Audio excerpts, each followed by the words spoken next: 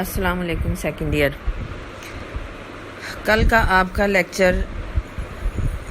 Barter system کی مشکلات کے بارے میں تھا۔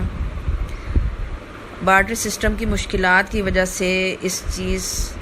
کی ضرورت محسوس کی گئی کہ کوئی ایسی چیز ہونی چاہیے جو کہ زر کے طور پہ استعمال ہو سکے۔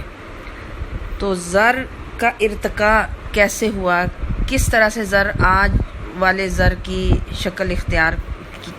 کر گیا مختلف مراحل سے گزرنے کے بعد۔ تو ہم زر کی ہسٹری پڑھیں گے کہ زر نے ارتقائی مراحل کس طرح سے طے کیے ہیں۔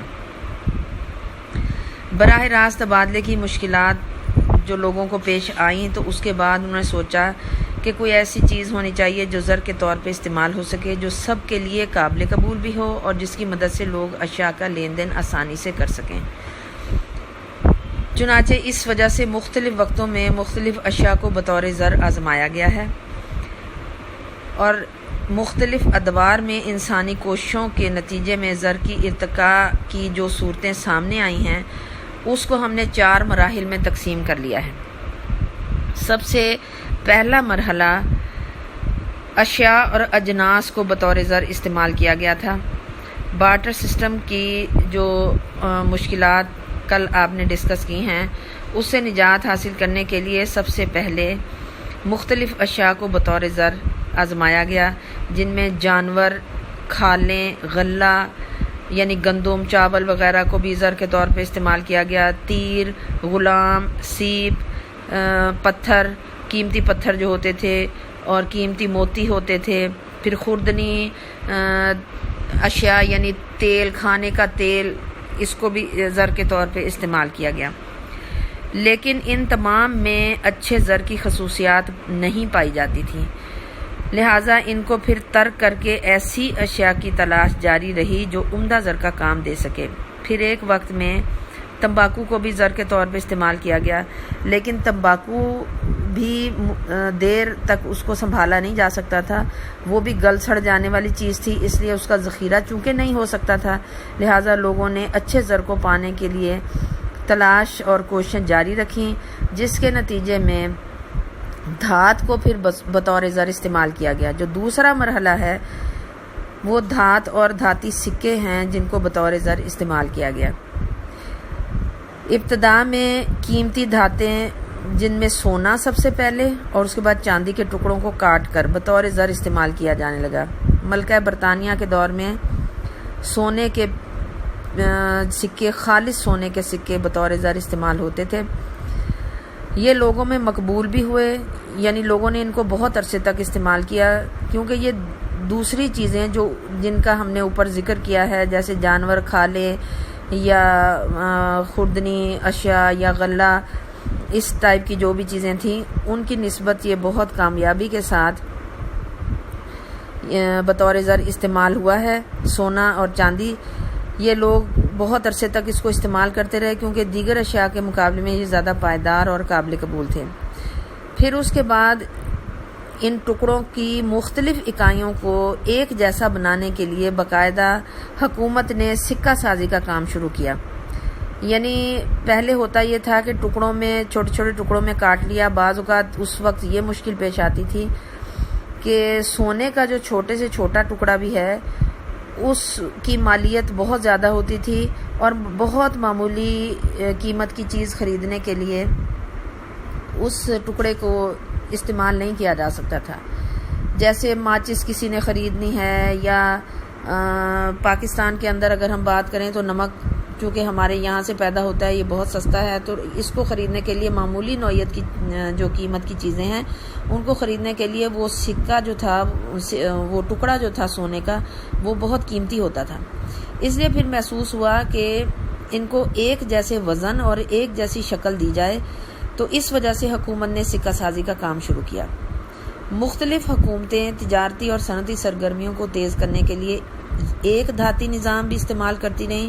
یک دھاتی کا مطلب ایک دھات، یعنی سونے، جیسے میں نے آپ کو کہا ملکہ برطانیہ کے دور میں سونے کے سکے چلتے تھے، اس کے بعد 2 دھاتی نظام بھی چلا جس میں سونے کے ساتھ ساتھ چاندی کے سکے بھی استعمال ہوئے۔ پھر کثیر دھاتی نظام کو بھی آزمایا گیا جس میں سونے اور چاندی کی آبادی کے لحاظ سے اس کی شارٹیج ہو جانے کی وجہ سے پھر تانبے کو، پیتل کو، ان دھاتوں کو بھی سکوں میں ڈالا گیا۔ دھاتی سکوں پر ان کی مالیت اور حکومت کا نام کنندہ کیا جانے لگا، لہٰذا اجناسی زر کے مقابلے میں یہ ایک بہتر صورت تھی، کیونکہ اجناس کو لانگ ٹائم کے لیے نہیں رکھا جا سکتا تھا، ان میں کیڑا لگ جاتا تھا، وہ خراب ہو جاتے تھے، اس لیے دھاتی سکے یا دھاتیں جو استعمال ہوئی ہیں وہ زیادہ بہتر فارم میں استعمال ہوتی رہیں۔ لیکن دھاتی سکوں کو بھی اس میں خامی یہ تھی کہ ایک جگہ سے دوسری جگہ لے جانا ان کے لیے مشکل ہوتا تھا۔ پرانے وقتوں میں جب لوگ تجارت کی غرض سے دوسرے ملکوں کو یا دوسرے شہروں کو جاتے تھے تو وہ خچروں کے اوپر بوریاں بھر کے وہ سکوں کی لادا کرتے تھے، وزن بہت ہوتا تھا، ان کے کھو جانے کا، ڈاکہ پڑ جانے کا، چوری ہونے کا خطرہ ہوتا تھا۔ یہ ساری مشکلات اس وقت ان کو ان سکوں کی وجہ سے پیش آئیں۔ پھر اس کے بعد خالص جو دھاتیں تھیں وہ آبادی کے لحاظ سے، چونکہ آبادی بڑھتی چلی گئی، آبادی کے لحاظ سے وہ خالص دھاتیں کم ہونا شروع ہو گئیں، شارٹیج ان کی ہونا شروع ہو گئی، جس کی وجہ سے پھر ملکہ برطانیہ کے دور میں ہی اس کا ایک مالی مشیر تھا گریشیم، اس نے ملکہ سے کہا کہ ہمارے ہاں آبادی کے لحاظ سے ہمارے پاس سونے کی شارٹیج ہوتی چلی جا رہی ہے، جس کی وجہ سے ملکہ نے اس نے کہا کہ ہم ملاوٹ کر کے تانبے یا پیتل کی اس میں ملاوٹ کر کے ہم سکے بنا لیتے ہیں، مالیت اتنی ہی اس کے اوپر لکھیں گے۔ تو پھر اس کے بعد یہ مکسنگ والے سکے جو ہیں، جس میں خالص سونا نہیں ہوتا تھا بلکہ سونے کے ساتھ تانبا یا پیتل اس میں مکس کیا جاتا تھا، تو وہ استعمال ہونے لگے سکے، اور اس میں کھرے اور کھوٹے کی پہچان کرنی پھر مشکل ہو جاتی تھی۔ پھر دھات کے اوپر جو گورنمنٹ اس کے اوپر اس کو کنندہ کر کے اپنا نام اور وہ سارا کچھ لکھتی تھی، سکہ سازی میں بہت پیسہ خرچ ہوتا تھا، یہ بھی ایک مشکل ان کو پیش آئی۔ سونے اور چاندی جیسی قیمتی دھاتوں کی رسد بھی کم تھی، جیسے میں نے آپ کو پہلے کہا کہ اس کی آبادی کے لحاظ سے شارٹیج تھی، لہٰذا وسیع لین دین کے لیے دھاتی سکے کے ساتھ ساتھ کاغذی زر کی بھی ضرورت پیش آنے لگی۔ تیسرے مرحلے میں ہم کاغذی زر کے اندر چلے جاتے ہیں کہ قیمتی دھاتوں کی کم مقدار میں فراہمی اور منتقلی میں مشکل اور دیگر مشکلات کے پیش نظر کاغذی زر کی ضرورت محسوس ہوئی اور اس کا اجرا کیا گیا۔ اس طرح دھاتی سکوں کے ساتھ ساتھ کاغذی زر بھی استعمال ہونے لگا۔ کاغذی نوٹ کسی ملک کا مرکزی بینک جاری کرتا ہے، جبکہ کرنسی نوٹ کی چھوٹی اور بڑی مختلف اکائیاں ہوتی ہیں۔ پاکستان میں 10 روپے کی مالیت سے لے کے 5000 کی مالیت تک کے مختلف کرنسی نوٹ بطور زر گردش کرتے ہیں، اور یہ ہمارا اسٹیٹ بینک جاری کرتا ہے۔ ہر ملک کا مرکزی بینک اس ایک خاص اصول کے تحت نوٹ جاری کرتا ہے۔ اس سے ہٹ کر بغیر گارنٹی کے اگر کوئی بھی اسٹیٹ بینک یا مرکزی بینک نوٹ جاری کرے گا یا چھاپے گا تو اسے ہم خسارے کی سرمایہ کاری یا ڈیفیسٹ فائنینسنگ کہتے ہیں۔ پاکستان کا اسٹیٹ بینک بھی اکثر حکومت کے کہنے پہ یہ ڈیفیسٹ فائنینسنگ کرتا رہتا ہے، یعنی ان نوٹوں کے بیگ کے اوپر کوئی چیز نہیں رکھی جاتی، سونا یا چاندی یا مستحکم زر مبادلہ نہیں رکھا جاتا، بغیر رکھے نوٹ جاری کر دیے جاتے ہیں، چھاپ دیے جاتے ہیں، جس کو ڈیفیسٹ فائنینسنگ یا خسارے کی سرمایہ کاری کہتے ہیں۔ دھاتی زر کا اجرا حکومت خود کرتی ہے، یعنی سکہ سازی جو ہے وہ حکومت خود کرے گی، جتنے سکے بنائے گی، لیکن جو کرنسی نوٹ ہیں وہ حکومت نے کسی بھی ملک کی حکومت اپنے ملک کے مرکزی بینک کو اجارہ داری دے دیتی ہے کہ وہ کاغذی نوٹ چھاپے مرکزی بینک اور اس کو جاری کرے،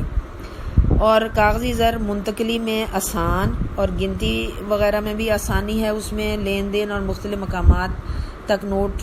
چونکہ ہلکے ہوتے ہیں اور زیادہ مالیت کے نوٹ آسانی سے ایک جگہ سے دوسری جگہ لے جائے جا سکتے ہیں۔ چوتھا مرحلہ تھا پھر اعتباری زر کا۔ اس دور جدید میں زر نے مزید ترقی کی، اب زیادہ تر لین دین زر اعتبار کی صورت میں ہوتا ہے، یعنی نوٹوں کی صورت میں بھی نہیں ہوتا، نوٹوں کو بھی ایک جگہ سے اٹھا کر دوسری جگہ لے جانا اس میں مشکلات پیش آتی تھیں، اس وجہ سے اعتباری زر کا چوتھا مرحلہ جس میں اعتباری زر بھروسے کی بنیاد پر گردش کرتا ہے، اس کی وجہ سے ادائیگیاں اور وصولیوں میں مزید سہولت پیدا ہو گئی۔ ترسیل زر یعنی زر کو ایک جگہ سے دوسری جگہ لے جانے کے لیے نئے نئے طریقے استعمال میں آ رہے ہیں، اور روایتی جو زر اعتبار میں کتابی حساب جسے بک کریڈٹ کہتے ہیں، پرومیسری نوٹ، ہنڈیاں، cheque, bank draft, travellers cheque وغیرہ استعمال ہوتے ہیں، اور یہ ماضی میں ہوتے تھے، اب بلکہ شاید کم ہوتے ہوں گے، جبکہ زر کی ترسیل کے اور جدید طریقے آ گئے ہیں، جس میں میل ٹرانسفر جس کو ایم ٹی ٹیلی گرافک ٹرانسفر ٹی ٹی کہا جاتا ہے، آن لائن بینکنگ سب سے زیادہ ہے اس وقت، اے ٹی ایم کارڈ ہے، لوگوں کے پاس کریڈٹ کارڈ ہیں جس سے آسانی کے ساتھ ان کو اب ایک جگہ سے دوسری جگہ اپنا پیسہ شفٹ کرنے میں کوئی مشکل پیش نہیں آتی۔ پروفیسر کراؤتھر نے اپنی کتاب میں زر کے ارتقاء کے درج ذیل مراحل یا سٹیجز بیان کی ہیں۔ سب سے پہلی براہ راست تبادلے سے اشیائی یا اجناسی زر تک جو پہلا مرحلہ تھا، دوسرا اشیائی زر سے دھاتی زر تک، پھر تیسرا مرحلہ دھاتی زر سے کاغذی زر تک، اور چوتھا مرحلہ ہے زر کاغذی سے زر اعتباری تک۔ اب جی آپ کا ٹاپک ہے زر کا مفہوم۔ مختلف ماہرین نے زر کا مفہوم اپنے اپنے انداز میں بیان کیا ہے۔ کچھ لوگوں نے زر کو خالصتاً قانونی رنگ میں لیا۔ ان کے مطابق جب قانون کسی شے کی پشت پناہی کرے گا تو اسے قبولیت عامہ حاصل ہو سکتی ہے، جبکہ قانون کسی شے کو بطور زر گردش کرنے سے روک دے تو اس کی قبولیت عامہ میں فرق پڑ سکتا ہے۔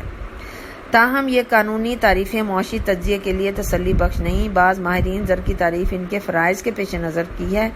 پروفیسر واکر لکھتے ہیں کہ ہر چیز جو زر کے فرائض سر انجام دے زر کہلاتی ہے۔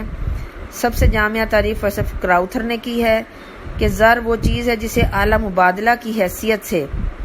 مقبولیت عامہ حاصل ہو اور ساتھ ہی پیمائش قدر اور ذخیرہ قدر کا کام بھی سر انجام دے۔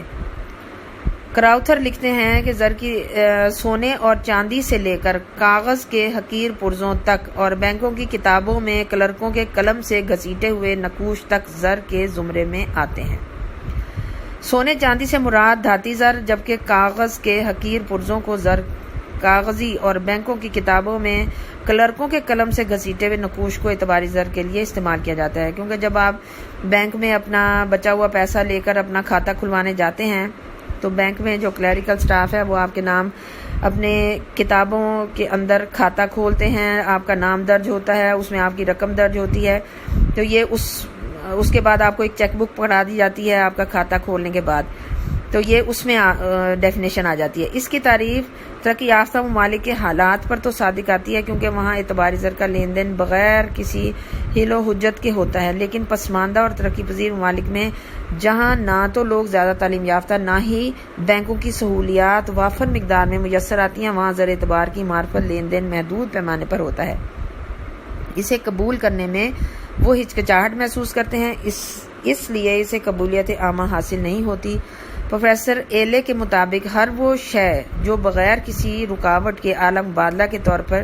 لوگوں میں گردش کرے اور قرضوں کی ادائیگی کا معیار ہو زر کہلاتی ہے۔ فشر لکھتے ہیں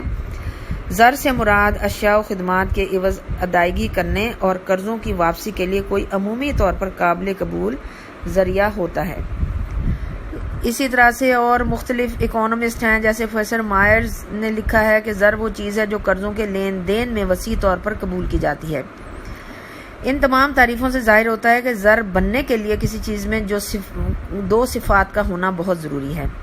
سب سے پہلے کہ وہ بطور اعلیٰ مبادلہ عام لوگوں میں گردش کرے اور لوگ اسے بغیر کسی روک ٹوک کے قبول کرنے کے لیے تیار ہوں۔ دوسرا، جسے ذخیرہ بھی کیا جا سکے اور ساتھ ساتھ پیمائش قدر کا کام بھی کر سکے۔ قبولیت عامہ کا مطلب زر بننے کے لیے ایسی چیز ضروری ہے کہ وہ شے لوگوں میں مقبول ہو، یعنی لوگ اس کو پہچانتے ہوں، اسے بلا روک ٹوک قبول کریں، اس کے عوض اپنی اشیاء و خدمات دینے کو تیار ہوں۔ براہ راست مبادلے میں لوگوں کو لین دین میں مشکل پیش آتی تھی۔ اس مشکل کو ختم کرنے کے لیے زر کا وجود عمل میں آیا۔ زر ایسی چیز ہونی چاہیے جو لوگ بغیر کسی جھجک کے اس کو قبول کریں، اور وہ بغیر جھجک کے گردش بھی کرے، اور لوگ بلا روک ٹوک اس کو قبول کر لیں، اور ایک دوسرے کو اپنی ضروریات زندگی فوراً میسر آ جائیں، اور انہیں کسی قسم کی مشکلات کا سامنا نہ کرنا پڑے۔ موجودہ دور میں زر ہی یہ کام سر انجام دے سکتا ہے۔ لوگ زر کو بغیر کسی حیل و حجت کے قبول کرتے ہیں، اس کے عوض اشیاء و خدمات کی خرید و فروخت کرتے ہیں۔ تجارتی بینکوں کے ڈرافٹ، ہنڈیاں، چیک وغیرہ بھی استعمال ہوتے ہیں، اس لیے انہیں اعتباری زر کا نام دیا جاتا ہے۔ پس زر کا سب سے اہم کام بطور اعلیٰ مبادلہ لوگوں میں بلا روک ٹوک گردش کرے اور لوگ اس کے ذریعے لین دین کرنے کے لیے تیار ہوں۔ دوسری اہم بات ہے کہ اس کو ذخیرہ بھی کیا جا سکے اور یہ پیمائش قدر کا کام بھی انجام دے۔ ذخیرے کا مطلب یہ ہے کہ وہ شے بطور زر استعمال ہو جس کے گلنے سڑنے کا اندیشہ نہ ہو، جو پائیدار قسم کی ہو تاکہ لوگ آسانی سے اس کو ذخیرہ کر سکیں۔ جو گل سڑ جانے والی چیز ہوگی اس کو ذخیرہ نہیں کیا جا سکے گا، اس لیے ایسی چیز کو پائیدار زر کی صورت میں ہم استعمال نہیں کر سکتے۔ اسی طرح سے دوسری بات جو ضروری ہے کہ اس کی قدر کی پیمائش کی جا سکے تاکہ لین دین کرنے والے اس بات کی تسلی ہو ان کو کہ جو چیز وہ خرید رہے ہیں اس کی قدر کتنی ہے، زر کی کتنی اکائیوں کے برابر ہے۔ پس جو بھی شے زر کے فرائض سر انجام دے اس کے لیے ضروری ہے اسے ذخیرہ کیا جا سکے اور ساتھ باقی اشیاء کی قدر کی پیمائش بھی کی جا سکے۔ ان تعریفوں سے یہ بات واضح ہو جاتی ہے کہ زر بننے کے لیے کسی شے میں قبولیت عامہ کا ہونا ضروری ہے اور اس کے علاوہ اس کا ذخیرہ بھی کیا جا سکے اور اس کی پیمائش قدر کے کام بھی آسانی سے کیے جا سکیں۔ ایک مختلف انداز میں جو کہ ملٹن فریڈمین نے اپنایا، اس کے مطابق زر محض اعلیٰ مبادلہ یا ذخیرہ قدر کا مرکب نہیں ہے بلکہ یہ ایک سائنسی آلہ ہے جو کہ مفید مقصد کے لیے دریافت کیا گیا۔ زر وہ شے ہے جس کے مطابق ہم مخصوص اکائیوں کا انتخاب کر سکتے ہیں۔ یہ دریافت کی طرح نہیں بلکہ فزکس میں قوت درجہ حرارت یا لمبائی اور وزن کے پیمانوں کی ایجاد کی طرح ہے۔